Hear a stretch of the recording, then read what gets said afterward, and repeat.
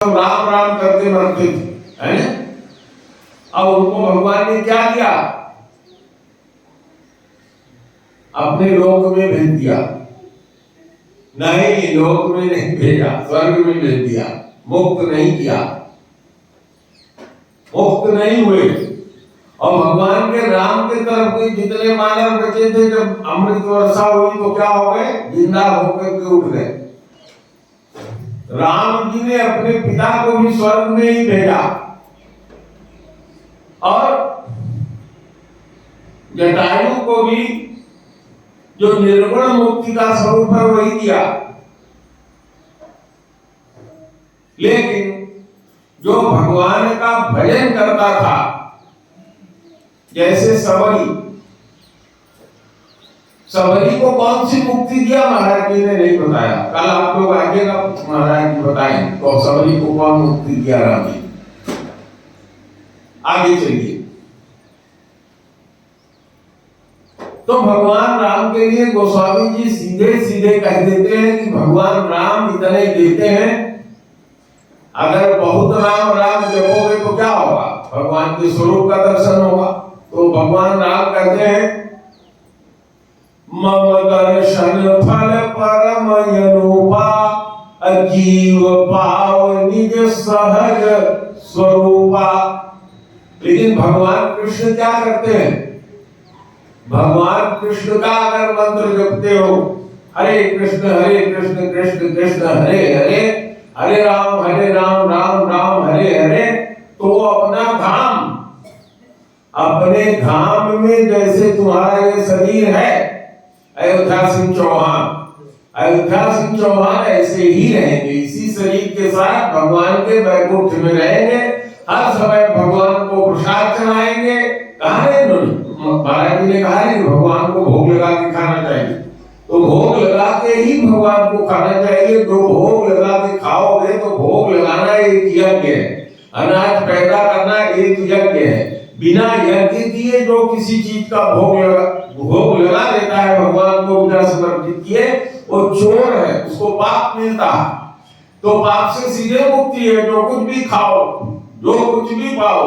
अरे अपने घर में अगर आपने शालिग्राम जी को बना रखा है, तो शालिग्राम जी को रोज सवेरे नहलाते हैं, तो उनके नहलाने का जो जल है, अब इस समय गर्मी में जो घड़ा आप अपने घर में रखिए, उसी में सवेरे जो आप लोग पी लीजिए नहीं, उसमें डाल दीजिए। जो भी आपके यहाँ भगत आए या जो भी आए, उसको वही जल पिलाइए, वो भी भगवान का प्रसाद पाएगा। और जो प्रसाद आपके घर में बने, भगवान को भोग लगा करके पाइए। दोस्त जो भी कार्य करिए भगवान को समर्पित कर दीजिए, सारे कर्म भगवान को समर्पित कर दीजिए, भोग लगा दीजिए। आपका पाप, दोस्त पाप से आप मुक्त। हम लोगों ने अपने शरीर थोड़ा धारण किया है, भगवान ने दिया है। जब उनकी इच्छा होगी हम एक है अनेकों हो जाए, तो उन्होंने ये निर्माण किया, शरीर दिया। लेकिन अपेक्षा हम लोगों से उन्होंने इतना ही किया है कि हमको समर्पित हो जाओ। हम लोगों को हमेशा ये मानना चाहिए कि हम भगवान के दास हैं। दास का मतलब क्या होता है? दास का मतलब होता है बिना पैसे का गुलाम। समझ रहे हो? अगर आप ये नहीं मानते कि भगवान के हम दास हैं और समझते हैं कि हम भगवान हैं या हम भी कुछ हैं, तो उसका परिणाम क्या होगा? बहुत ही खराब होगा। सीधा उपाय है, जो कुछ भी करो सब भगवान को समर्पण कर दो। महाराज जी ने भी वो कथा सुनाई, जब राम जी गए किसके यहाँ, सुना आपने? कथा सुन रहे थे आप लोग, आप तो रामायण भी पढ़े हो, जानते हो। वाल्मीकि जी के यहाँ जब गए तो उनसे पूछा कहाँ रहूं मैं, तो वाल्मीकि जी ने कहा कि हमको वो जगह बताओ जहां तुम नहीं हो। उन्होंने कहा फिर भी महाराज जगह बता दीजिए। तो उन्होंने 20 चीजें बता दिया, 20 बातें बताई। सारा भक्ति का उपदेश वहीं पे है, पढ़ लो उसको, उसी तरह से जीवन में उतारो। भगवान राम का ये दम था, दम है। इसीलिए मैं भी पहले राम राम करता था। मैं राम को को छोड़ करके हरे कृष्ण उसके साथ राम राम, हरे राम राम राम हरे हरे। क्योंकि हमको अपने स्वरूप का दर्शन नहीं चाहिए। हम चाहते हैं कि चाहे एक जन्म भगवान दे, चाहे 4 जन्म दे, चाहे 10 जन्म दे, जब तक अपने वैकुंठ में निवासी सी शरीर सहित ऐसे नहीं देंगे जैसे हम यहाँ भोग लगाते हैं वैसे वहां भोग लगाने को नहीं देंगे। हमारे गुरुदेव यही तो कहते थे। तो वैकुंठ का वास भगवान श्री कृष्ण देते हैं। इसीलिए आप लोगों ने गुरुदेव को देखा होगा, अंतिम समय में सुनते थे, हे गोविंद राखु शरण अब तो जीवन हारे, निर्पीवन है तू गयो सिंधु के किनारे, सिंधु बीच बसत ग्राह चरण धरि पछा नाग कान डूबन लगे, कृष्ण को पुकारे, हे गोविंद हे गोपाल राखो शरण अब तो जीवन हारे। गुरुदेव क्या सुनते थे? माताएं जाती थी, जो भक्त थी उनसे सुनते थे।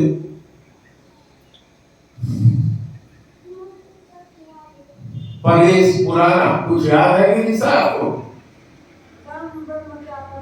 हाँ, राम ब्रह्म व्यापक जग जाना, परमानंद परेश पुराना, ये जब करवाते थे। रामपाल दादा से भी सुनते थे। क्या सुनाते थे आप बोलते हो? यहाँ कहा था राम ब्रह्म व्यापक जग जाना, परमानंद परेश पुराना। लेकिन अंतिम समय में क्या सुने? लास्ट समय में आप लोग थे, अपनी पत्नी की, उस समय भी कुछ भजन सुनाए थे, आप लोगों से सुने थे। चलिए, तो दूसरा श्लोक हमने आप लोगों को सुनाया था, अज्ञान तिमिरान्धस्य ज्ञानांजन शलाकया चक्षुरुन्मीलितं येन तस्मै श्री गुरुवे नमः। अज्ञान तिमिरान्धस्य ज्ञानांजन शलाकया चक्षुरुन्मीलितं येन तस्मै श्री गुरुवे नमः। और क्या सुनाया था? अखंड मंडलाकारं व्याप्तं येन चराचरम्, चर और अचर के रूप में। ए भाई, इसको पकड़ो, उसका लड़का है, तो पकड़ो, ले जाओ बाहर, तुम भी जाओ बाहर, निकलो। बता दिया, समझ में नहीं आता तो क्यों लेके आए इसको? जब तुम्हारे बस में नहीं है, किसके अम्मा पास छोड़ो, कथा सुनने आई हो कि हमको डिस्टर्ब करा रहे हैं, गलत बात है। रोको, थोड़ी देर नहीं, बाहर लेके जाओ, खिलाओ। जीवन बीत गया, ऐसे बढ़ोतरी चली जाएगी। जो 5 मिनट सुनोगे कि ज्ञान बोले, खिलाते रहो, लड़का से गोबर पाथते रहो, मनुष्य का गोबर पाथ हो।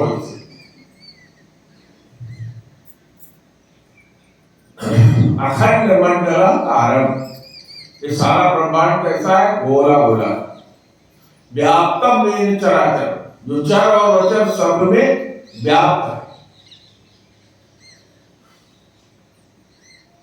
तत्पदम दर्शितम येन, इसमें हर एक चीज में हमको आपका चरण दिखाई पड़ता है। तस्मै श्री गुरुवे नमः, गुरु ने जो उस ज्ञान को बताया, उस गुरु को प्रणाम है, नमस्कार। और अंतिम श्लोक हमने क्या पढ़ा था? अनेक जन्म संप्राप्त सर्व कर्म विदायिने, एक जन्म तो जन्मे नहीं हो, कितना जन्म हुआ पता नहीं। अगर लाइन लगा दी जाए पीछे तो गिन नहीं सकते, बता नहीं सकते कितने अनंत करोड़ खरब अरब जन्म हुआ। अनेक जन्म संप्राप्त, और सब जन्मों में क्या किए हो? कर्म किए हो। कर्म हम लोगों के कैसे हैं? सुकर्म नहीं है, कुकर्म ही है सब। सुकर्म क्या होता है? पाप और पुण्य की परिभाषा जानो। कहूं मैं अनुभव अपना, सत हरि भजन जगत सब सपना। जगत को सपना मान करके हरि का भजन करते हुए, हर चीज में हरि को देखते हुए भजन करो, केवल उन्हीं का भजन। काम कर रहे हो समझ लो कि हरि का भजन कर रहे हैं, तब बेड़ा पार हो जाएगा। सत हरि भजन जगत सब सपना, यही मंत्र है। वहां कहो मैं अनुभव अपना, यह तत्पदम दर्शितमेन तस्मै श्री गुरुवे नमः।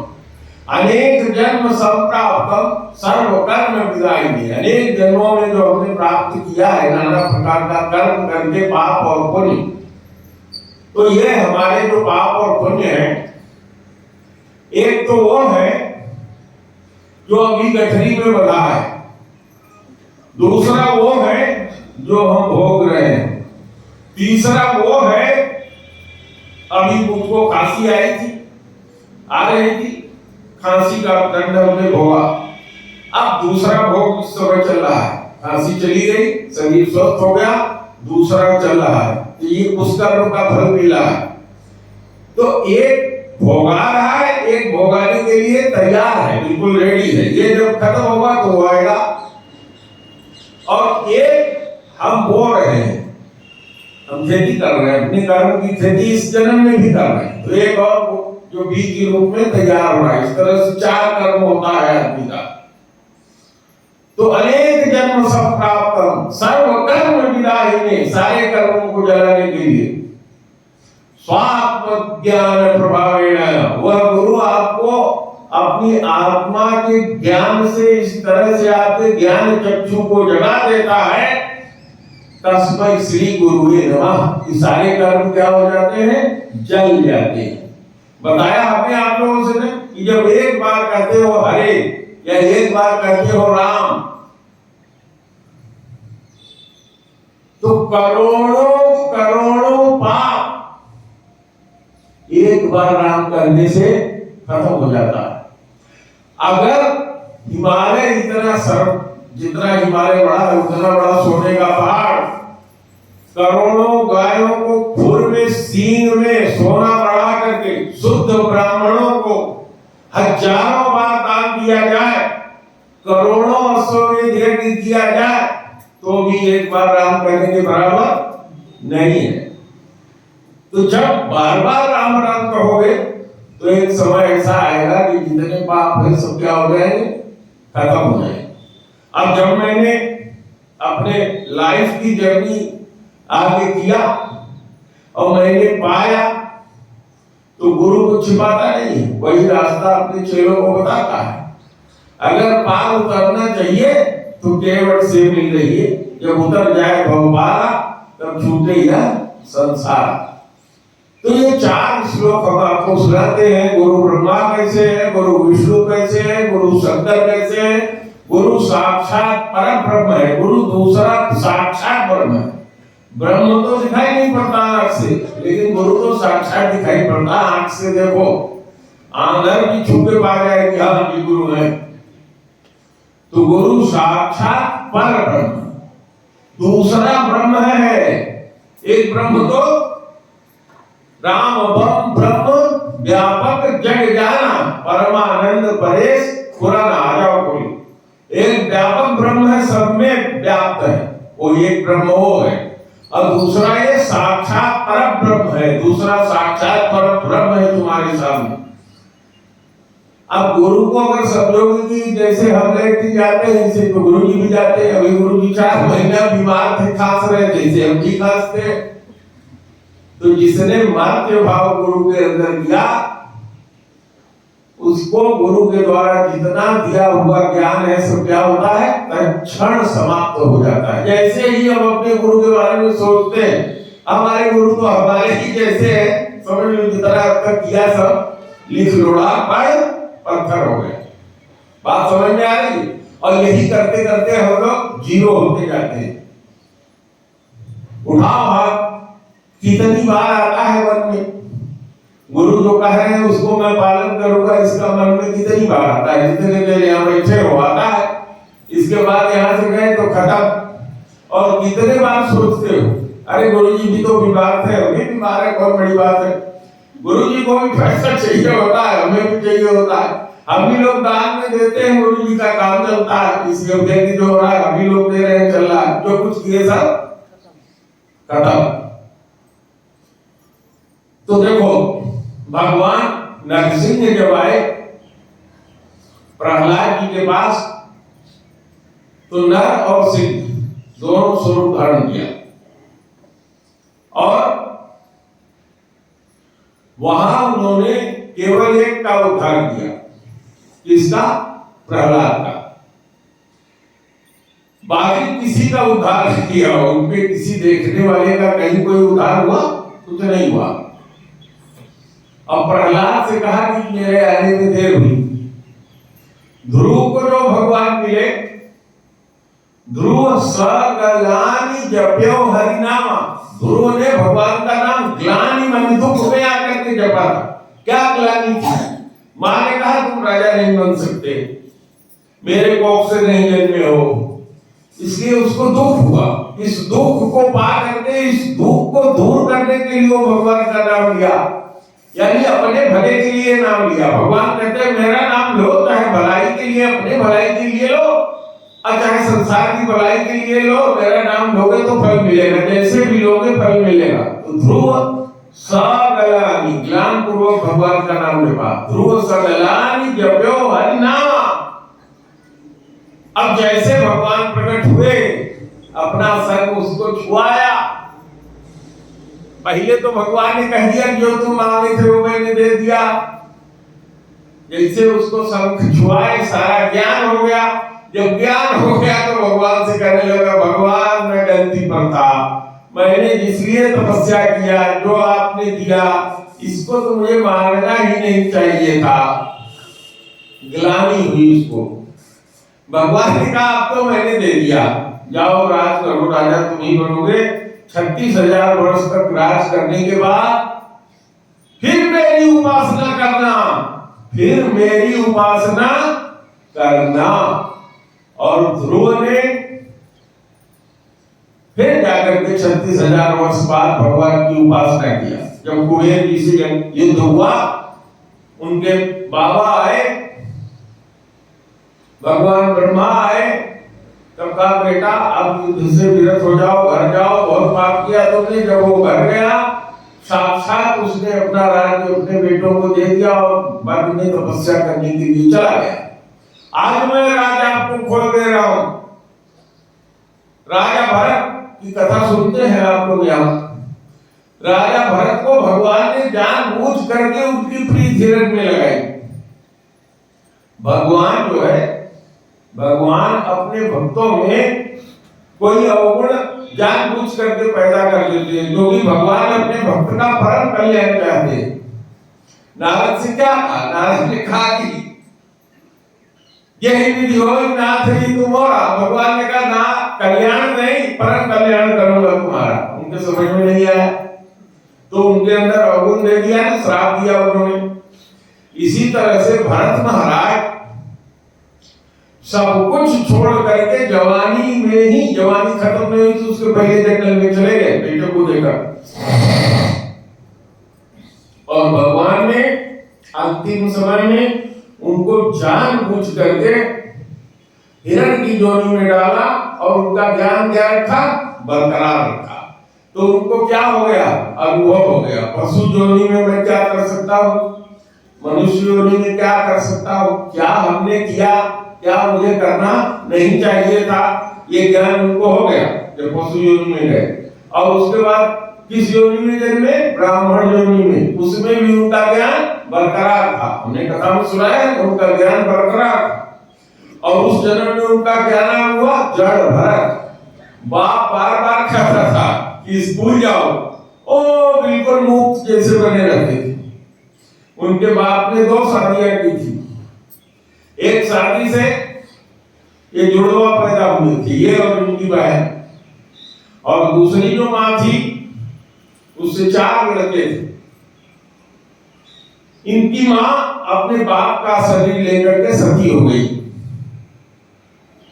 जड़ भरत ब्राह्मण थे, ब्राह्मण में पैदा हुए अंगिरस गोत्र में। उनकी मां जब बुढ़ापे में उन्होंने दूसरी शादी किया था, तो दूसरी पत्नी से एक बिटिया और जड़ भरत पैदा हुए थे।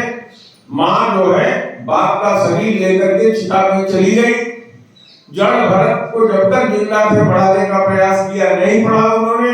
उनके जाने के बाद जो भाई थे, कहा तुम पढ़े लिखे हो नहीं, बोलता भी कुछ नहीं था, कहा कौन इसकी शादी विवाह करे। उसको लगा दिया जाओ खेती रखवाली करो, जो कुछ भी मिल जाता था, बटलोई की जली हुई जूठा, बटलोई का करोवा, कुछ भी मिलता था, क्योंकि उनको ज्ञान था कि जैसे हरी घास वैसे ये पेट भरने के लिए जड़ा हुआ भात, दोनों में कोई अंतर नहीं है। स्वाद अगर मिलता है तो किसको मिलता है? ये जीवा। जीवा के लिए किसी बड़े अच्छे कवि ने कहा, जीवा ऐसी बावली चढ़ गई सरग पताल, आप तो अंदर गई अजूती खा कपाल। तो ये जीवा को स्वाद चाहिए, इसके नीचे जाने पर कोई स्वाद नहीं। तो जो ज्ञानी है वो जानता है कि ये स्वाद में मैं फंस रहा हूं। भोग जितना है, जब तक भोग और मुक्ति की इच्छा होगी तब तक भक्ति नहीं उगेगी। जान लो, ज्ञान और वैराग्य मैं इस मंच से डिक्लेयर कर रहा हूं, बाकी किसी संत का मैं खंडन नहीं करता। ज्ञान और वैराग्य आने के बाद भक्ति नहीं मिलती है, बल्कि भक्ति जब मिलती है तो उसमें जितना ज्ञान और वैराग्य चाहिए वो स्वयं पैदा कर लेती है, क्योंकि भगत स्वतंत्र सकल गुण गानी, अभिन सत्संग न पावहि प्राणी। भक्ति के लिए पहले ज्ञान और वैराग्य की आवश्यकता नहीं है। जो ज्ञान और वैराग्य पैदा करने में लग जाएगा उसके कई जन्म खत्म हो जाए। भगवान कहते हैं राम जी, कहो भगत विपद कौन प्रयासा, योग न जप न व्रत न मख न उपवासा, इन सबको करने की जरूरत ही नहीं है। भक्ति में ये सब नहीं किया जाता। आजकल हमारे चौराहे पर भी बहुत साहित्या है, कहते हैं आंख बंद करो और उनके पास जाओगे तो आंख से आंसू भी रोए, अरे भगवान आप आ गए। और साहित्या चौराहे पर है, कई है, उनके अखबार को क्लास मिलती है। हमारे यहाँ जितने भगत आते थे वो आना छोड़ दिए, क्योंकि यहाँ जो बताया जाता है वो शायद मध्य में नहीं पड़ता है। केवल एक भगत आता है मेरा, ये रामपाल सवेदी, ध्यान रखते हैं मेरे साथ, बाकी सब घर बैठ गए। नहीं तो कहाँ फरता से मोटरसाइकिल से 4 बजे लोग आ जाते थे। उनको लगा कि गुरु महाराज के पास जाओ तो इतना ज्ञान दे देंगे कि सब जो काम हम कर रहे हैं सब बंद हो जाए।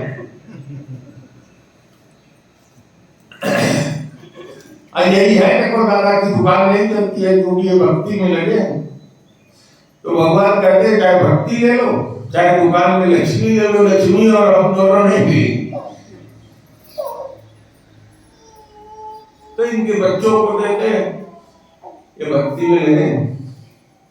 घर वाले लड़के कहते हैं छोड़ के चले गए, कितना नुकसान हो गया था, डैडी बताइए नहीं कि अरे तुम चले गए, कम से कम बता दे तो बहुत बात कर देते हो दुकान। तो चलिए आगे चलिए। तो ये 4 श्लोक में गुरु की वंदना की गई है। जो गुरु के जितना नजदीक होता है, गुरु को मर्थ का भाव नहीं करता है। भगवान कहते हैं कि मेरे में और गुरु में कोई अंतर नहीं है, जो मैं हूं वही अपने गुरु को समझना चाहिए। भगवान का एक अवतार हुआ वामन अवतार। वामन अवतार में माता अदिति ने पयोव्रत किया। महाराज जी ने 1-2 दिन पहले पयोव्रत बताया था। कौन सुना याद है किसी को? कोई हाथ उठाए, किसी को याद है? महाराज जी ने कथा में सुनाया था पयोव्रत, हमने भी सुनाया है। फागुन के महीने में किया जाता है। तो लोग कहाँ सुनते हो, यहाँ कथा आते हो तो कुछ याद नहीं रहता सबका है। तो पयोव्रत किया, भगवान प्रकट हुए। भगवान से कहा तुम मेरे लड़के बन जाओ, मैं चाहती हूँ कि मेरे बाकी सब लड़के जो है बहुत दुख उठा रहे हैं। कहा ठीक है। देवता लोग आए, उनकी स्तुति किया, सब किया। भगवान प्रकट हुए, उनके बड़े भाई इंद्र आए। उन्होंने कहा कि प्रभु लड़के उसको मार दीजिए, राज्य हमको दे दीजिए। उन्होंने कहा नहीं, ये मेरा जो अवतार हुआ है इसी में मैं दान मांग के लूंगा। भागवत में आया है, इंद्र कहता है कि ये जो भगवान है हमारे उपेंद्र बने हैं, ये थोड़ी देर हमारे दरबार में बैठते हैं। और इनकी बीवी लक्ष्मी ने कहा कि यहाँ तो बैलू इंद्राणी की है, तो ये उपेंद्र भगवान ने एक नया लोक बना लिया, बैकुंठ। और उस बैकुंठ में इंद्र कहता है कि मैं जा भी नहीं सकता वहां, क्योंकि इंद्र जो है मर जाता है। एक कल्प के बाद इंद्र आप भी बन सकते हैं, एक कल्प के बाद ब्रह्मा आप बन सकते हैं। अगर आपका 100 जन्म बिना पाप के बीत गया तो आप ब्रह्मा बना देंगे भगवान। 70 बनना थोड़ा कठिन है, लेकिन इंद्र का पद बदल जाता है, अग्नि का पद बदल जाता है, वायु का पद बदल जाता है, कोई दूसरा हो जाता है उस काम को करता। और जो दंड देने वाले देवता हैं वो भी खत्म हो जाते हैं। 71 मनवंतर के बाद खत्म, और भी मनुष्य शरीर नहीं पाएंगे, कुत्ता बिल्ली पशु होकर धरती पे आ जाएंगे, क्योंकि उसमें भी कोई पाप वो करते हैं। देवता बन करके भी सबके साथ न्याय नहीं कर पाते, अन्याय होता है, और धरती में मनुष्य बन के नहीं जन्मेंगे, कुत्ता बिल्ली भोग योनि में आएंगे।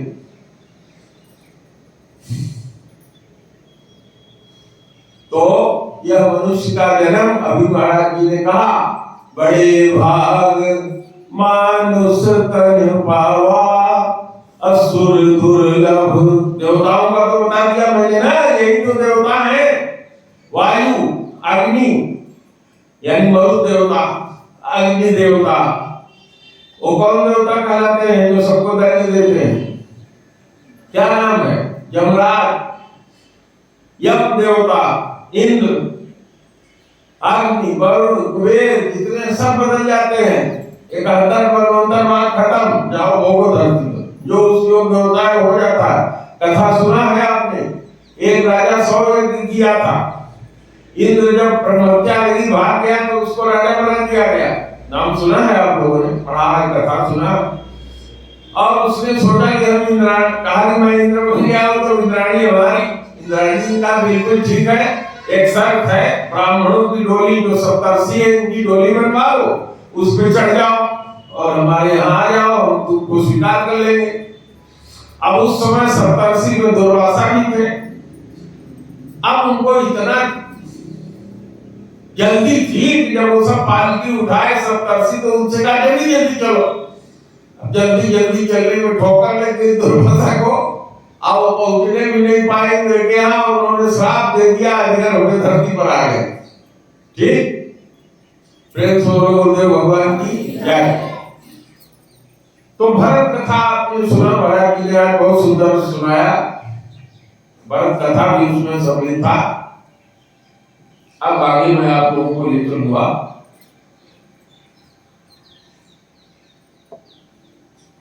मेरा मुंह आज बहुत सूख रहा।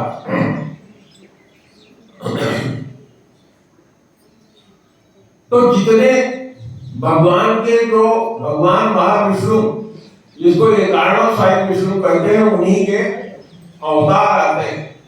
और सबकी शक्ति अलग अलग होती है। परशुराम जी भी भगवान ही थे, भगवान के अंशावतार थे।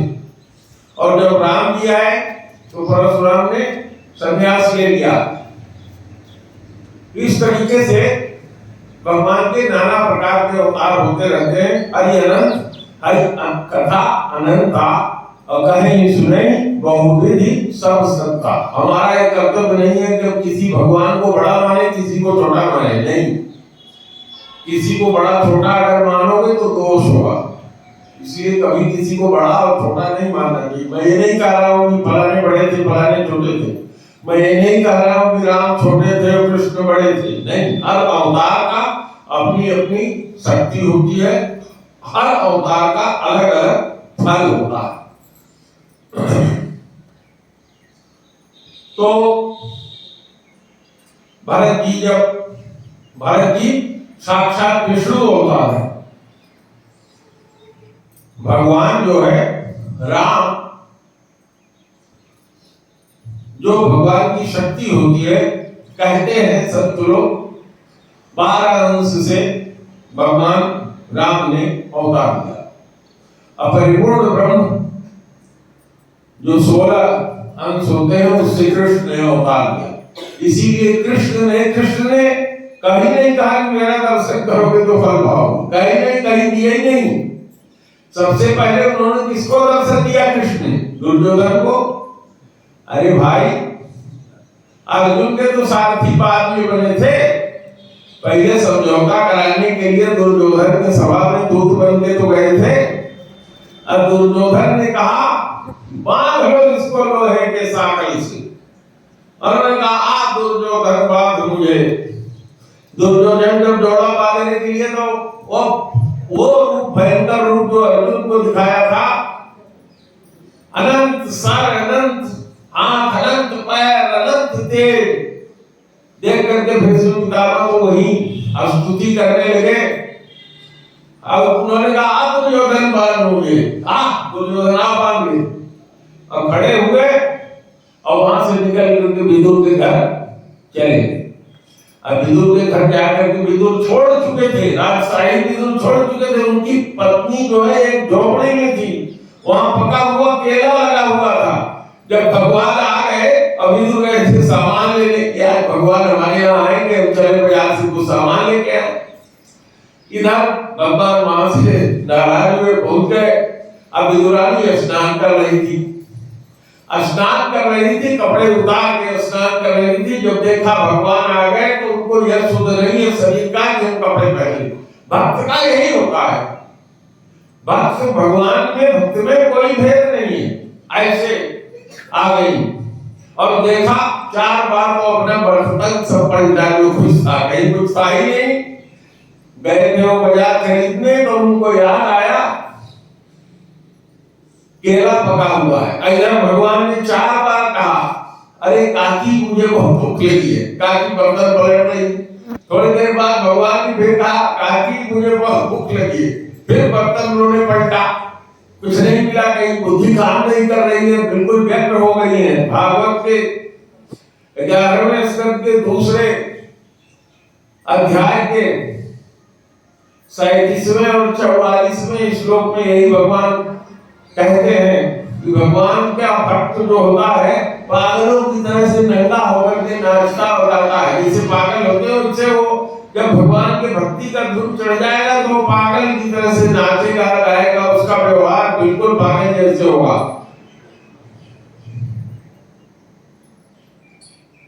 तो पागल में और भगवान के भक्ति में कोई अंतर नहीं होता, बिल्कुल उनका व्यवहार उसी तरह से होता है।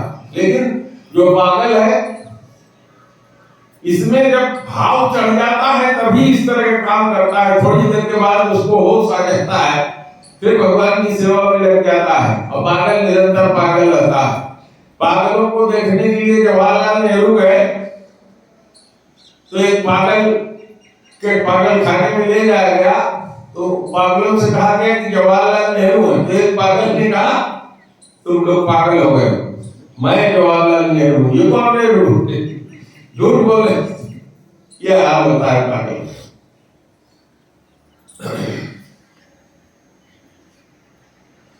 तो जीव का एक ही कर्तव्य है भगवान का भजन करना, अपने को निरंतर भगवान का दास मान लेना। सवेरे उठ करके रोज कहे प्रभु हम आपके दास हैं, तो मालिक अपने दास के ऊपर बड़ी कृपा करता है। मालिक जो है, जैसे आप कहते हैं भगवान मैं आपका दास हूं, भगवान स्वीकार कर लेते हैं। तेरा सुख और दुख वो भगवान का है। लेकिन जब तुम सोचते हो कि हम बड़े समर्थ है, करेंगे तो कब? तो जब भरत जी को गुरु मिले, गुरु ने कहा कि भरत तुम्हारा पिता सोच करने लायक नहीं था, और कई चीजें उन्होंने कहा। अंतिम जो है वो कल वाला जो सुनाया था वो सुना देता हूं। सोच नहीं कौशल राउ, अभुवन 4 10 प्रकट प्रभाव, भयौ न अहिर न हो निहारा, भूप भरत जस पिता तुम्हारा, जैसे तुम्हारा पिता हुआ। एक कम्मन रामायण है, मैं कहे बिना नहीं रह पा रहा हूं। कम्मन रामायण दक्षिण भारत की लिखी हुई है। महाराज जी ने उसी की एक छोटी सी कथा आपको सुनाई। जो सुतीक्षण था उसने शालिग्राम जो यहाँ रखे हुए हैं उनको पत्थर की तरह से उठा करके मारा। अब जब वहां जामुन रख दिया, महाराज जी ने सुनाया ये आपको, पुनि पुनि चंदन पुनि पुनि पानी, ठाकुर जी घर गए हमका जानी।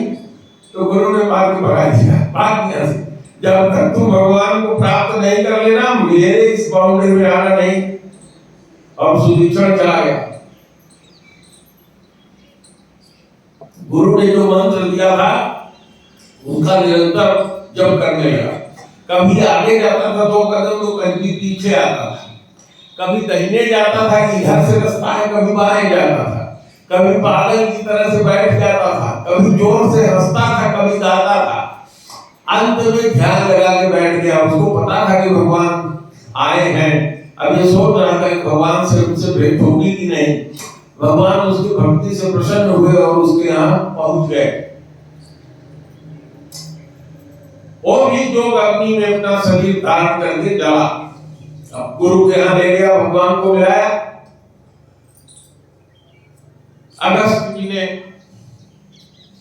अगस्त जी ने भगवान राम को सूर्य की उपासना का मंत्र बताया। यही उपासना करना, इसी से तुम रावण का वध करोगे। रामचरितमानस में भी है और उसमें भी है। कम्मल रामायण में वर्णन किया आता है कि चक्रवर्ती महाराज दशरथ जब बंद कर दो इसको, बंद कर दो जिस दरवाजे से है। चक्रवर्ती महाराज दशरथ जब इंद्र के यहाँ से राक्षसों से युद्ध करके इधर सामने आओ, तुम्हारा स्थान यहाँ है इनके बगल में। ये जो बाबुल के पिता भाई है ननकऊ नाम है तुम्हारा है बाबू, ये बाबू है वो ननकऊ है नागू। तो बाबू के पास बैठो, बाबू के पास बैठोगे तो भक्ति में बाबू हो जाओगे। भगवान ये चाहते हैं मेरा भक्त बाबू हो जाए। हाँ, तो वो स्वर्ग से जब लौटे धरती पर तो माता कैकेयी ने कहा कि मैं चक्रवर्ती महाराज जी हमको जरा दक्षिण की तरफ का एरिया घुमा दीजिए। और महाराज दशरथ अपने पत्नी के साथ गुजर रहे थे। उसी समय बाली जो है उसने देखा एक सुंदर स्त्री बगल में बैठी हुई है, युद्ध करने को आया। और उसने सीधे सीधे कहा ये स्त्री या तो मुझे दे दो या तो मुझसे युद्ध करो। उन्होंने युद्ध करना सुनिश्चित किया, क्योंकि बाली को वरदान था कि जो सामने युद्ध करेगा उसकी आधी शक्ति उसको चली जाएगी। महाराज दशरथ उससे युद्ध में जीत नहीं पाए। अंत में समझौता यह हुआ कि पत्नी नहीं देंगे, आज से मैं चक्रवर्ती नहीं कहूंगा। ये मुकुट उसने ले लिया बाली ने। और कथा आगे आती है कि एक बार बाली ने रावण को अपने कांख में दबा लिया था, है रामायण में भी कथा आती है। तो कौन सा रावण है? एक जो बाली कांख में रहा हुआ वाला, एक और बार। तो रावण ये जानता था कि महाराज दशरथ चक्रवर्ती का जो ये मुकुट है ये जिसके पास रहेगा वो अजय रहेगा। उसने रावण की जो पत्नी थी और बाली की जो पत्नी थी वो बहनें थी। मैदानों की बिटिया ब्याह के लेके रावण जा रहा था। बाली ने देखा, झगड़ा कर लिया, दोनों में झगड़ा हुआ। बाली ने पैर पकड़ा और दोनों हाथ पकड़ा। रावण ने उसका शरीर कमर पर से अलग हो गया। इसीलिए अंदर दूध पीने के लिए अपने मौसी के यहाँ जाता था, क्योंकि छाती का हिस्सा जिससे स्त्री दूध पिलाती है वो मंदोदरी के पास था। फिर मैदानों में दोनों को स्त्री बना दिया। तो उसी समय जब लड़ाई हुई तो बाली ने इनको पकड़ लिया था रावण को। रावण ने वो मुकुट चुरा लिया, चुरा करके लंका में भेज दिया। और जब राम ने बाली को मारा तो बाली के पास अगर वो चक्रवर्ती सम्राट का मुकुट रहता तो भगवान भी नहीं मार पाते उसको। भगवान ने जब मारा वो जमीन पर गिर गया, तब वो हाथ पकड़ के अपने बेटे का कहता है कि अब मेरा तो अंतिम समय आ गया है, जो आप मुझसे चाह रहे हैं वो मैं नहीं दे पा रहा हूँ, आपके बाप का मुकुट मैं नहीं लौटा पा रहा हूँ, ये मेरा बेटा अंगद है, इसका हाथ पकड़िए, ये सब आपको देगा। और आप जानते हैं कि अंगद जब भगवान ने दूत बना करके अंगद को भेजा, जब हनुमान जी दूत बन के चले गए, जब विभीषण भगवान के पास आ गया, तब भी अंगद को दूत बनाकर भेजने का क्या मतलब था? लेकिन उस कम्बल रामायण में लिखा कि इसीलिए भेजा गया अंगद को, वो मुकुट रावण पहन के दरबार में बैठता था। और जैसे अंगद दरबार में गया, हनुमान जी से तो जब रावण ने पूछा तो हनुमान जी ने बड़े सम्मान से जवाब दिया। हनुमान जी से उसने कहा तो हनुमान जी ने संत की तरह जवाब दिया, और अंगद ने जैसे उसने पूछा वैसे जवाब दिया। सुन दस्कंदर, सीधा सीधा जवाब दिया। उस प्रसंग पर मैं नहीं जा रहा हूं। उसने बहुत क्रोध में होकर के जब हाथ ऐसे मारा तो धरती पर जैसे हाथ मारा उसने, रावण के मुकुट गिर गए, 4 मुकुट उठाए, जिसमें एक मुकुट वो भगवान के पिता का चक्रवर्ती वाला मुकुट था, उसको उठा करके फेंक दिया। और गोस्वामी जी ने छिपे छिपे शब्दों में लिखा है कि जब वो चारों लौट के आ रहे हैं भगवान के पास, चारों मुकुट आए हैं, हनुमान जी ने दौड़ के उठा लिया। हनुमान जी ने कहा कि महाराज, जो राजा के 4 गुण होते हैं वो चारों गुण आपके पास वापस आ गए। इस तरह से गोपनीय शब्दों में गोस्वामी जी ने उसको स्पष्ट कर दिया। वो मुकुट युद्ध के पहले रावण के यहाँ जो पड़ा था, जो चोरी से वो ले गया था, अंगद ने वहां से फेंक दिया भगवान के पास, जहां भगवान जिस पर्वत पर बैठे थे लंका पार करके वहां वो चला गया।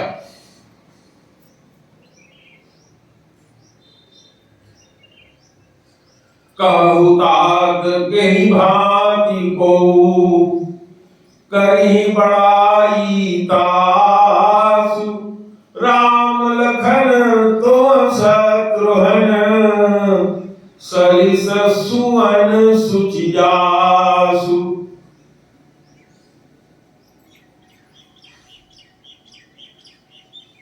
इससे पहले क्या कहा था गुरु ने? विधि माने ब्रह्मा, हरि माने भगवान विष्णु, विधु विधि हरि हर सुर पति दिशिनाथा, 10 दिशाओं के स्वामी देवता। 10 दिशाएं हैं ना, पूरा पश्चिम उत्तर दक्षिण, 4 कोने, एक ऊपर एक नीचे। इस 10 दिशाओं के स्वामी ब्रह्मा जी, विष्णु जी, शिव जी और इंद्र और सारे देवता। विधि हरि हर सुर पति दिशिनाथा, बरनहि सब दशरथ गुण गाथा। सब दशरथ के गुण की गाथा का वर्णन करते हैं ये देवता। तो आगे कहते हैं भरत से गुरु वशिष्ठ, कहु तात केहि भांति को करहि बड़ाई तास। तुम्हारे पिता की बड़ाई अब इससे ज्यादा कोई क्या कहेगा, किस प्रकार कहेगा? राम लखन तुम शत्रुघ्न, राम लक्ष्मण तुम और शत्रुघ्न, सरिस सुवन सुचि जासु। जैसे पुत्र सुवन सुचि, जो पवित्रता के प्रतीक है, स्वयं पवित्रता है, वो क्या वर्णन करेगा? श्रीमद् भागवत में नारद जी पहुंचते हैं भगवान के पिता वसुदेव के। वसुदेव का पुत्र होने के नाते भगवान को क्या कहा जाता है? वासुदेव। और जब नारद पहुंचते हैं 11वें स्कंद में पहले अध्याय में, तो नारद जी से वसुदेव जी कहते हैं, हे प्रभु, संतों का दर्शन तो केवल कल्याण के लिए ही होता है, देवता आते हैं तो देवताओं में ये दम नहीं है, जितना आप पुण्य किए रहेंगे उतने वो फल देंगे। लेकिन संत तो हर चीज को बाईपास करके कल्याण कर देते हैं। तो आपका दर्शन तो परम कल्याणकारी है। तो महाराज मुझको मुक्ति का उपाय बताइए। तो भगवान कहते हैं, अरे तुम पागल हो गए हो क्या? ये भगवान हरि साक्षात तुम्हारे पुत्र के रूप में अवतार लिए। तो वसुदेव जी कहते हैं कि सुनो महाराज, इनको तो मैंने बेटे के रूप में मांगा था कि मेरे बेटे हो, इसलिए बेटे के रूप में ये मेरे पास आ गए। लेकिन मैं उनकी पूजा नहीं करता, मेरे अंदर वो भावना नहीं है। बेटा ही मैं उनको जानता हूँ, इससे मैं उनको भगवान तो मानता नहीं। हमको वो उपाय बताओ जिससे मैं भागवत हो जाऊं। तब नारद जी कहते हैं कि सुनो, राजा नीमि ने एक यज्ञ किया था। उस यज्ञ में 9 जोगेश्वर आए थे। उन जोगेश्वरों ने बताया कि भागवत क्या होता। सबसे पहला भागवत का लक्षण उन्होंने बताया कि अपने इस जन्म के कर्म, अपने प्राचीन जन्म के कर्म, जो कुछ भी करे सब भगवान को समर्पित कर दे और भगवान का अपने को मान करके ही जीवन धारण करे। सबसे पहली बात बताया उन्होंने कि ये भागवत होने का लक्षण है। भागवत भगवान के द्वारा बताया गया, कैसे उनके तुम भक्त बनोगे, पहला लक्षण है। ये जो मैंने आपको बताया अभी, सब उन्हीं को समर्पित कर दो। तो वहीं समर्पित भोजन करें और तुम्हीं को समर्पित करके भूषण पट भूषण धरई, सब तो बता दिया। भरई निरंतर होइए पूरे, जिससे कान भगवान के गुण सुनते हुए कभी पूरे होते नहीं। भगवान का गुण वर्णन करता रहता है, कान से सुनता रहता है। तो कहा कि है भरत, तुम्हारे बाप जैसा न कोई हुआ है, आगे कोई होने वाला भी नहीं है। तुम्हारे भाई राम भी उनके जैसा नहीं हो। कहूँ भांति को करही बड़ाई दास, राम लखन तुम सत्रुवन सरिस सुवन सुचिजास। इसी संदर्भ में मैंने आपको वासुदेव जी की कथा सुना दिया। आगे कहते हैं,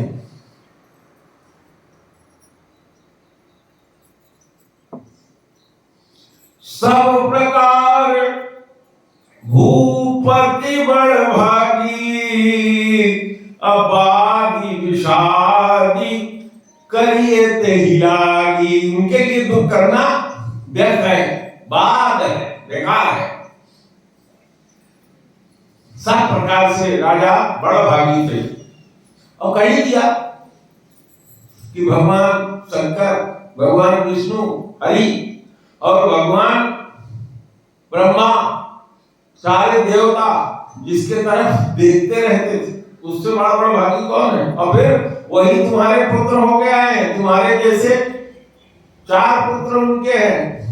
भगवान 16 कला में से 12 कला से राम, 4 कला से भरत, आयुध उनके जिसमें विश्राम करते थे वो लक्ष्मण के रूप में शेषनाग, और भगवान के आयुध के रूप में शत्रुघ्न पैदा हुए हैं।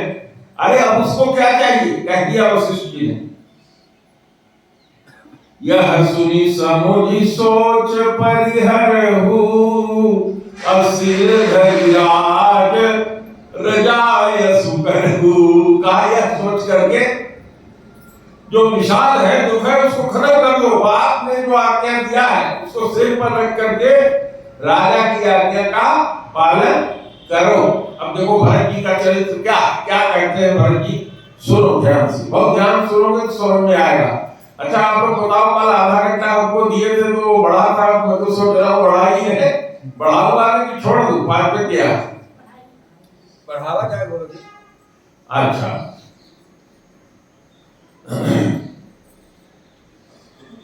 आगे कहते हैं गुरु वशिष्ठ, राय राजपद तुम कहु दीन्हा, अब पिता वचन फुर चाहिए कीन्हा। ये जो फुर शब्द है तुम्हारे जिला में ही बोला जाता है। फुर माने सत्य करना। तो कह रहे हैं राजपद, राजा ने राज का जो राजा बनने का पद दिया है तुमको दिया है, और पिता वचन को जो पिता ने वचन दिया है फुर चाहो कि ना उसको सत्य करो। जो पिता ने कहा है उसका पालन करो, सत्य करो उसको। तगे राम जही बचन लागी, अतन परिहरे राम विरागी। राम ने जिस वचन के लिए राज का त्याग कर दिया, और राम ने जब राज का त्याग किया तो राम के दूर हो जाने से राजा ने अपने तन को राम के विरह में जला दिया, छोड़ दिया। कितना सुंदर मार्मिक कथा मयंक जी सुना रहे थे। अगर आप लोगों का ध्यान होगा तो अति आनंद उसमें आपको मिला होगा। भरत जी ने सुना, आज आपने कथा में कहा कि 3 चीज कहा। भगवान ने कहा तुम्हारा जो कह रहे हो राज स्वीकार कर लीजिए, मैं स्वीकार कर लेता हूं। जो कह रहे हो कि हम तीनों लोग जंगल में चले जाएं, अस्वीकार। आप अयोध्या चले जाइए, वहां राज देखिए, कहा अस्वीकार। राम ने कहा कि तुम्हारी यह बात कि राज में स्वीकार कर लो, स्वीकार कर लिया। अब हमारा ये खड़ाऊ ले जाओ तुम और राज करो वहां हमारे बिहार। नृपहि वचन प्रिय नहीं प्रिय प्राणा। उसी खानदान के तुम हो जिसमें जिसके तुम बेटे हो, उस राजा को अपना वचन प्रिय था, अपना प्राण प्रिय नहीं था। करहुता पितु वचन प्रवाना। एक अपने पिता का वचन सत्य करो। करहु शीस धरि भूप रजाई। सर्वप्रथम करके राजा की आज्ञा का पालन करो। हम तुम कह सब भांति भलाई। इसी में हमारी तुम्हारी सबकी भलाई। आगे समझाते भी परशुराम पितु आज्ञा राखी। मारी मातु लोक सब साथी। सारा संसार साक्षी है कि परशुराम जी ने पिता की आज्ञा से अपनी मां का गर्दन काट दिया फंसी से। अतरे जजात ही जौवन दयऊ। ययाति नाम का बेटा, उसने अपने बाप को अपनी जवानी दे दिया। उनके पिता जो थे उनका भोग करने से मन नहीं भरा था। 4 बेटे थे, चारों को बुलाया, कहा भाई मैं बूढ़ा हो गया हूं 70 साल का, अभी राज भोग करने से हमारा मन नहीं भरा, और ये भोग मैं करना चाहता हूं, तो तुम लोग जवान हो रहे हो, अपनी जवानी हमें दे दो, हमारा बुढ़ापा ले लो। कोई तैयार नहीं हुआ। एक बेटा जिसका नाम ययाति था, उसने कहा पिताजी ऐसी कौन सी बात है, आप मेरी जवानी ले लीजिए। और पिता ने उसकी जवानी लेकर के भोग किया, और एक समय आया जब उनका मन उस भोग से भर गया, फिर उन्होंने आशीर्वाद दिया और उसी को राजा बनाया। तने जजाति जौवन दयऊ। पितु आज्ञा अघ अजस न लेऊ। पिता की आज्ञा से कोई पाप नहीं हुआ और कोई अयस माने अजस भी नहीं हुआ। अब क्योंकि उस कथा को कहेंगे तो देर हो जाएगा, इसलिए फिर कब सुनाएंगे। अनुचित उचित विचार तरी जो पाले पितुवैन। उचित और अनुचित का विचार करके जो भी व्यक्ति पिता की आज्ञा का पालन करता है, अते भाजन सुख सुजस के, वह व्यक्ति योग्य हो जाता है सुख का और यश का। बस ही अमर पति है। पिता की आज्ञा का पालन करोगे तो कहां जाओगे? मर के स्वर्ग में जाओगे। कहां जाओगे? स्वर्ग में जाओगे। स्वर्ग, अपवर्ग और अन्य 3 चीज लिखा है गोस्वामी में। तात स्वर्ग अपवर्ग सुख धरिए तुलाए के संग। स्वर्ग का सुख अपवर्ग का सुख एक तुला में रख दो तो सत्संग मिलेगा, लेकिन सत्संग से जो फल मिलेगा उसका वर्णन यहाँ नहीं किया।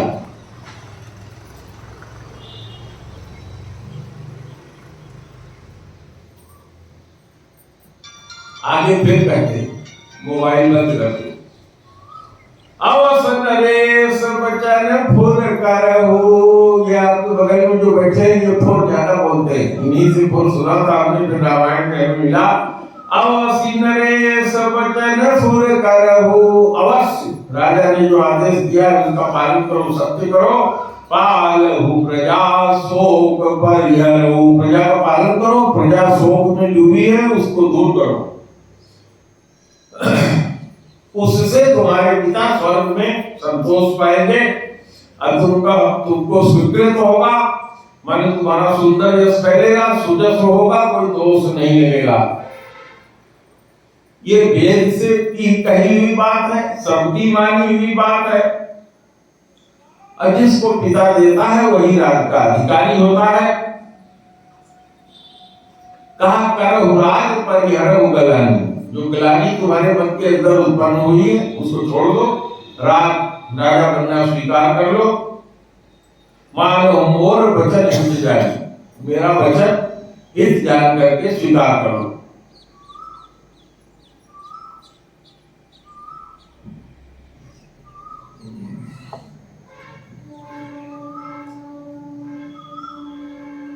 सुनि सुख लहब राम वैदेही। कहा जिस राम और वैदेही के लिए तुम सोच रहे हो वो भी सुनेंगे तो सुखी होंगे। अनुचित कहवर पंडित के ही। जो ज्ञानी होगा पंडित होगा उसको अनुचित नहीं कहेगा। कौशल्यादि सकल महतारी देव प्रजा सुख होई सुखारी।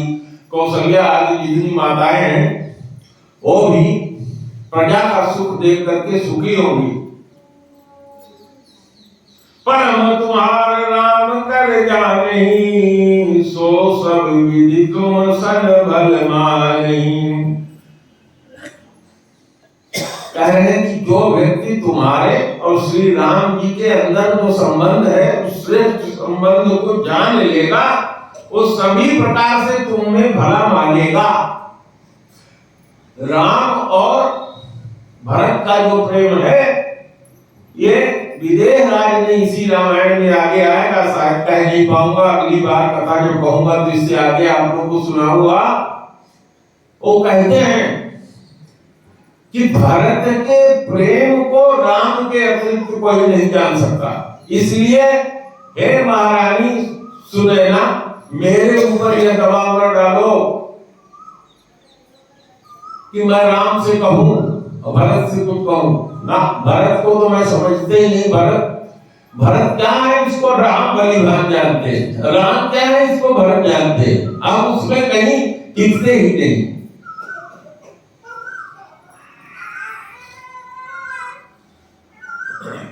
इसके बाद कौशल्या भी कहती है, माता कौशल्या भी कहती है, कौशल्या धीरज कही अपूत पथ्य गुरुआयस आई। हे बेटा, जैसे बीमार होने पर वैद्य पथ्य और कुपथ्य बताता है। पथ्य का मतलब ये खाना, कुपथ्य का मतलब ये नहीं खाना, जानते हैं। उसी तरह से गुरु जो कह रहे हैं वो कुपथ्य नहीं है, सुपथ्य है, उसको करो। सो आदरिय करिए हित मानी, तगिए विशाल काल गति जानी। ये सब काल कर्म स्वभाव के कारण हुआ है। काल का समय काल के द्वारा किया है, विधान का द्वारा किया हुआ है, मान करके जो कहा जा रहा है उसको करो। कहा कि राजा रघुपति जो है जंगल में है, राजा इंद्र के स्वर्ग में है, अब तुम कादर मत बनो। कादर का मतलब डरपोक न बनो, जो कहा जा रहा है इसको करो, नपुंसक न बनो।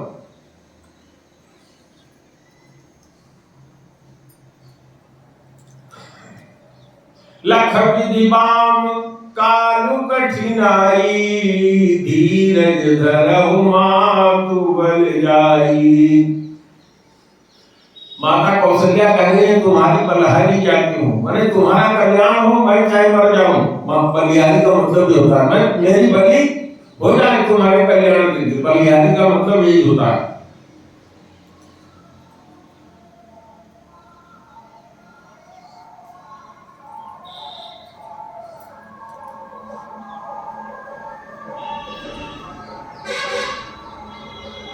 अब माता का वचन, गुरु का वचन, सचिव का वचन, सचिव ने भी इसी तरह से कहा। सचिव ने कहा कि राम जंगल में गए हैं, अब तुमको राज स्वीकार कर लेना चाहिए। चलो जब राम आएंगे 14 वर्ष तक तो तुम राज करो, जब राम आएंगे तो विचार कर लेना, उस समय जो उचित अनुचित होगा राज उनको दे देना। ये सचिवों ने कहा। गुरु के वचन सचिव अभिनंदनु, सुने भरत हिय हित जनु चंदन। जैसे चंदन लगाने से शांति हो, इस तरह से हित का समझ करके भरत ने सुना। सानी सरल रस मातु वाणी, सुन भरत व्याकुल भये, आलोचन सरोरुह स्रवत, सींचत विरह अंकुर नये। इतना विरह है राम जी का, आंखों से आंसू बह रहा है और उस आंसू से धरती सज जा रही है और नई चीज का अंकुर, जैसे धरती में पानी गिरता है तो नया बीज जमता है, उस तरह से नया विचार का अंकुर उनके अंदर पैदा हो रहा है। सो दशा देखत समत तेहि, बिसरी सबई सुधि देह की। जितने लोग ये सब देख रहे थे उनको अपने देह की सुध खत्म हो गई, उसी में लीन हो गए। तुलसी सराहत सकल सादर, सीव सहज स्नेह की। तुलसीदास जी सहज स्नेह जो भरत जी का राम के प्रति है उसकी सराहना करते हैं।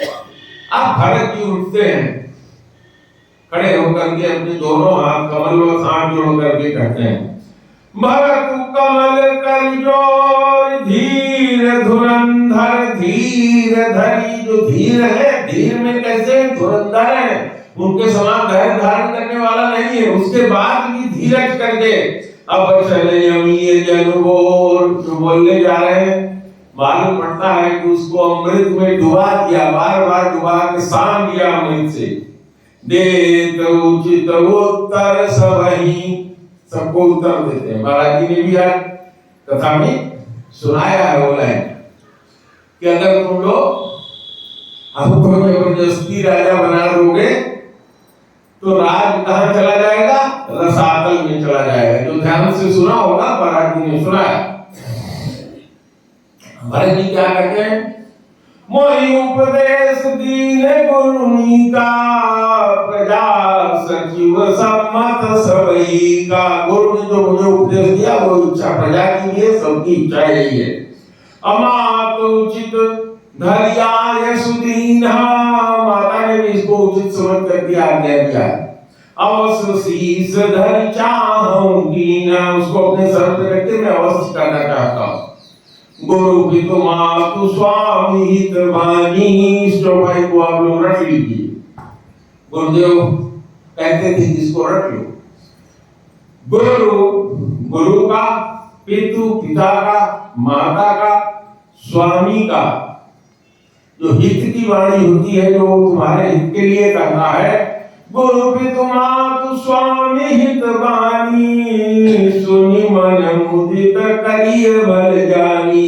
उसमें विचार कुछ नहीं करना चाहिए, प्रसन्न मन से उसको करना ही करना चाहिए। लेकिन उचित की अनुचित किए विचारू, ये उचित है कि अनुचित है इसका अगर कोई विचार करता है तो धर्म जाई सिर पातक भागु, धर्म तो चला जाएगा और बहुत बड़ा पाप लगेगा।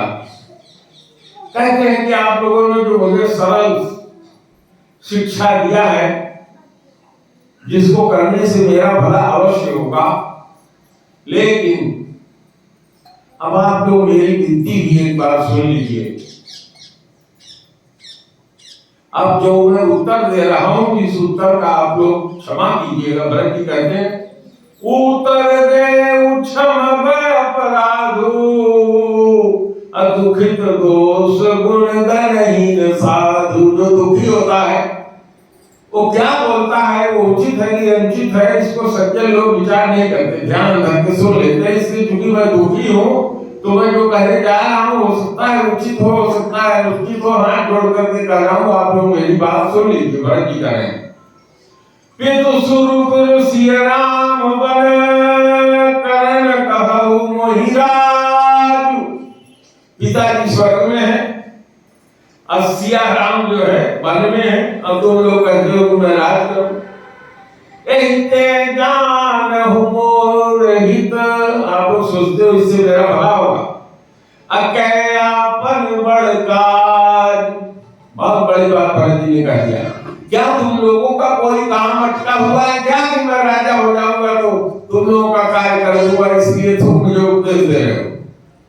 मानता हूं कि तुम लोग जो उपदेश दे रहे हो उसे मुझे अवश्य पालन करना चाहिए, लेकिन मेरे मन में एक शंका हो रही है कि मुझे राजा बना कि तुम लोग अपने मन की करना चाहते हो क्या? बहुत बड़ी बात कहा हूं। यही ते जानहु मोर हित कया पर बड़कार, हित हमारे शिवपति सेवकाई।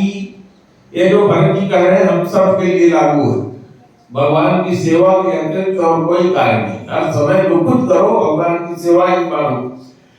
हित हमारे शिवपति सेवकाई, असोहरीन मातु कुटलाई। माता की मेरी कुटिलता ने उसको मेरे पास से हरण कर लिया। क्या हुआ दादा बात को? मैं अनुमान दीख मन माही, आन उपाय मोर हित नाई। शोक समाज राज के ही लेके, लखन राम सिय बिनु पद देखे। कहते हैं लखन राम और सीता जी के चरणों को देखे बिना ये शोक से युक्त हुआ समाज और राज मेरे लिए किस काम का? माने मेरे लिए सीता लक्ष्मण और राम के चरण को देखने का काम है। जो शोक में आप सब लोग पड़े हुए और राज मिला है ये नहीं। किस कारण ये राज लिया जाए? बागी बसन बिनु भूषण भारू, बागी विरक्ति बिनु ब्रह्म विचारू। कहते जैसे भगवान का कोई भजन करना चाहे और उसके अंदर वैराग्य न हो तो बेकार है, साधु होना और सब कुछ होना। ऐसे ही पसंद वस्त्र के बिना भूषण, खाली कोई आदमी या औरत पहले शरीर नंगा हो कपड़ा ना हो तो ऐसा लगेगा, खराब लगेगा। पसंदहीन नहीं सोर सुरारी, असव भूषण भूषित बरनारी। राम नाम बिनु गिरान सोहा, त्याग विचार मान मद मोहा। राम नाम के बिना इस वाणी की कोई शोभा नहीं। सनुज शरीर बाग बहु भोगा, अबिनु हरि भगति जाए जप जोगा। जब जो बिना हरि की भक्ति के सब चला जाता है, डूब जाता है। और शरीर अगर स्वस्थ नहीं है तो जितने भी भोग सामने रखे हो सब बेकार है। आप लोगों को याद होगा अभी जैसे मैं अपने को देखता हूँ, बीमारी खांसी आ रही थी, कितना सुंदर अवसर था कथा कहने का, कितने सुंदर सुंदर भोग यहाँ चढ़ते थे भगवान के खाने का, लेकिन कुछ अच्छा ही नहीं लगता, शरीर स्वस्थ नहीं था। इसलिए तो वही कह रहे हैं कि शरीर अगर स्वस्थ न हो तो सब कुछ सारा भोग क्या है, बेकार है। जाऊं राम पहियाय सुदेहु। आप सब लोग एक मुझे आज्ञा दीजिए कि मैं राम के पास जाऊं। अये कहिया मोर हित हेहु। मेरा मन कहता है कि मेरा हित इसी में है कि मैं राम के पास जाऊं। लग जाओ भैया दीपक जलाने पर। मोहिनी पकारी भली आपन चहु, मुझको राजा बना के तुम लोग अपना भला चाहते हो। फिर कह रहे भरत जी, मुझको राजा बना के तुम लोग मुझे चूतिया बना के अपना काम कराना चाहते हो। ठेठ शब्दों में समझा रहा हूं। मोहिनी पकड़ी भले आपन चहु, सो सनेस जड़ता बस कहू। ये सब आप लोग स्नेह की जड़ता से, स्नेह में मोहित होकर के जड़ हो गए हैं, आप लोग बुद्धिहीन हो गए हैं, इसलिए राग उत्पन्न हो गया, इसलिए आप लोग कह रहे। कैकेयी सुव कुटिल मति, राम विमुख गत लाज। मैं कैकेयी का पुत्र कुटिल मति का हूँ, राम से विमुख हूँ, लाज से दूर हो गया हूँ। तुम चाहत सुख मोह बस, तुम सब लोग मेरे लिए मोह में होकर के अपना काम कराने के लिए मुझे कह रहे हो कि मैं सुखी हो जाऊंगा राजा लेकर के। अब मोहिते अधम कह राज, मेरे जैसे अधम को राजा बनाना चाहते हो। बात समझ में आई? ऐसे रामायण पढ़ोगे तो कभी नहीं समझ में आएगा। अयोध्या कांड में बड़े बड़े संत डूब जाते हैं। आगे बढ़ी करते हैं। मोहि समान को पाप निवासु, यही लगी राम बनवासु। मेरे समान पापी कौन है जिसके कारण सिया हमको जंगल हो गया। राय राम कहु कान दीना, पिता ने राम जी को वन दे दिया। अभिचुरत गमन अमरपुर कीन्हा, मैं सठु सब अनर्थ कर हेतु। सबका अनर्थ जो इतना हुआ तो मेरे कारण हुआ है। अब बैठ बात सब सुनहु सचेतु, तो लोग सचेत होकर तो मेरी बात सुनो। क्या बिन रघुवीर बिलोकी आवासु, रहे प्राण सही जग उपहासु। बिना रघुनाथ जी के देखे चाहे मेरा प्राण रहे, चाहे जगत मेरा उपहास करे, मेरे ऊपर हंसे। राम पुनीत विषय रस रूठे, हमारे भाई श्री राम जी संसार के किसी विषय में रुचि नहीं रखते, सब विषय उनको रूखे लगते। राम पुनीत परम पवित्र है, विषय रस रूठे, किसी विषय में उनको रस नहीं है।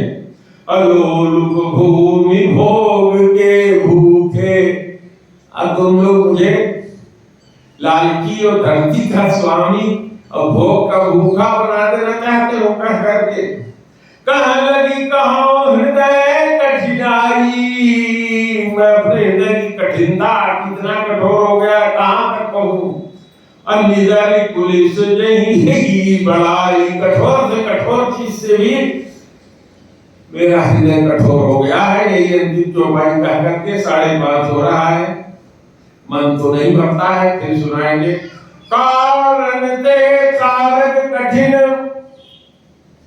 कोई दोष नहीं मोर। इस संसार में कोई चीज ऐसे वैसे नहीं हो रही, हर चीज का कारण है। आज यहाँ कथा हो रही है तो उसका कारण क्या है? नवरात्र चल रहा है, गुरु की इच्छा है कि ये कथा हो, तो हर कार्य बिना कारण के नहीं होता। तो कारण कारण से कार्य कठिन, कारण से कार्य कठिन होता है। कार्य जो हो रहा है ये कठिन है, जिस कारण से हो रहा है नवरात्र का उससे ये ज्यादा कठिन है। कारण ते कार्य कठिन, कोई दोष नहीं मोर। ये सिद्धांत है, इसमें मेरा कोई दोष नहीं। हो सकता है आप लोगों के ऊपर दिमाग से बात निकल गई हो। कारण के कार्य कठिन, कौन समझा इसको? आज तक कहा समझू? बोल दो इनसे। अच्छा,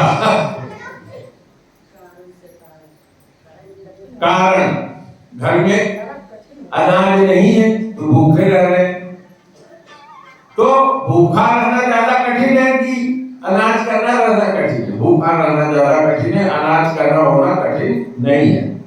कारण के कार्य कठिन, कोई दोष नहीं मोर। मेरा दोष नहीं।